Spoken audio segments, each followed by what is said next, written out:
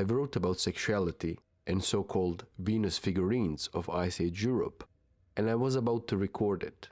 But something didn't give me peace until I wrote this episode. I just had to do it. The longest period in our history is the Stone Age, or Paleolithic, the Old Stone Age. When we talk about the Stone Age, it means stone tools. These tools, as the title says, are made of modified stone, fractured to create a sharp edge to cut, slice, and pierce. The oldest modified stones were made in northern Kenya around 3.3 million years ago. It is the birth of technology, and it wasn't even made by the genus Homo, but the Australopithecus, or the southern ape. The stone tools used to be attached to the wooden sticks and were made 2.4 million years ago by Homo habilis, or the handyman. This species was bipedal, used tools, and thrived in East and South Africa.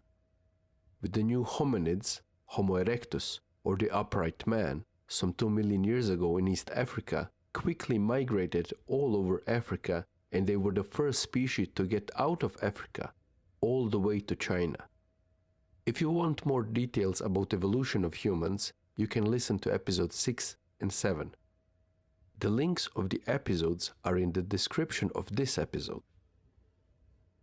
Upper Paleolithic, or Upper Stone Age, is when we see the creation of art. Even through this era, around 45,000 years ago, may sound distant to us, but the Stone Age shaped us. Everything that we do today can be directly traced back to the Upper Paleolithic. Imagining the daily lives of our ancestors is not an easy task. Archaeology, paleontology, DNA research, and the other branches of science can give us an idea. With this knowledge, we might understand the lives of our ancestors better. What we don't know is the daily lives of these people, their language, or how and what they worshipped. Of course, there are indications of what we know. For example, the Lion Man. Its physical features and the story of its creation can be found in episode 19. If you want more details and deeper story, feel free to check it out. The link is provided in the episode description. So, the Lion Man.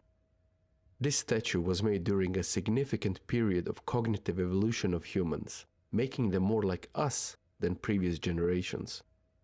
Physically, we haven't changed much in the last 200,000 years. Something did happen to us mentally in Ice Age Europe and Southeast Asia. We became creative. The only piece of art found so far in South Africa, a piece of rock with the patterns on it, dates back some 75,000 years ago, and the new creative leap is 40,000 years after that. I personally refuse to believe that we, Homo sapiens, didn't create anything in between. Maybe future archaeologists will find something. Languages change constantly due to factors such as the migration of people, warfare, and the blending of cultures. As the time passes, languages evolve further. Today's English is different from that of Tudor times, some 500 years ago, or during the Norman French conquest of England 1,000 years ago, and the language of Anglo-Saxons sound as foreign as can be. We can trace some words back to the Latin 2,000 years ago, or even the Celtic language that existed in Britain 4,000 years ago. This is just an example. All languages evolve on their own. The challenge lies in tracking words back even further in time. Some linguist experts have traced all European languages back to one called the Indo-European language some 5,000 years ago. However, the further back in time we go, the more uncertain it becomes. Linguists suggest that the very first languages spoken by our ancestors were likely click languages, similar to the ones spoken by San people in Africa. For more details, please refer to the episodes 6 and 7. Links are provided below. Language researchers argue that all languages likely trace back to a common ancestor, using statistics to identify similarities between words. I don't know how. I try to understand, but mathematics and numbers are complicated to my ears. My head hurts and my nose bleeds when it comes to mathematics.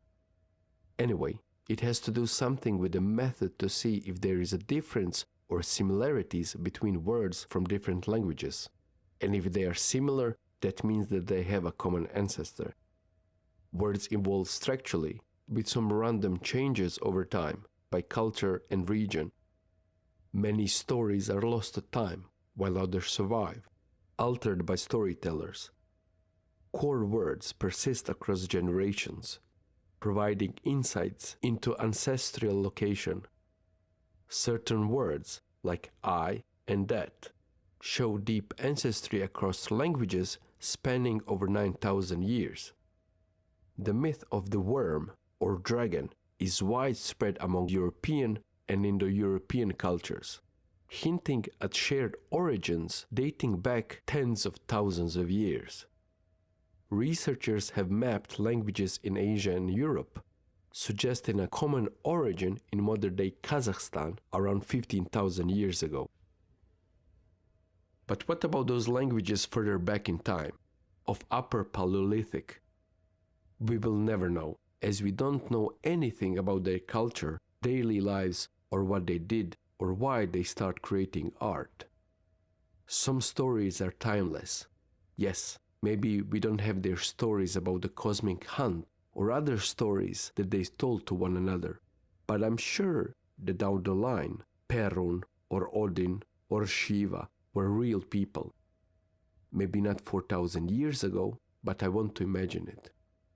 That's why it's so much for me to write these art stories and play with all of it. Some of you wrote to me how much you like them. Thank you. Yes, we don't know what they were like. We assume, as future generations will assume about us and imagine our lives.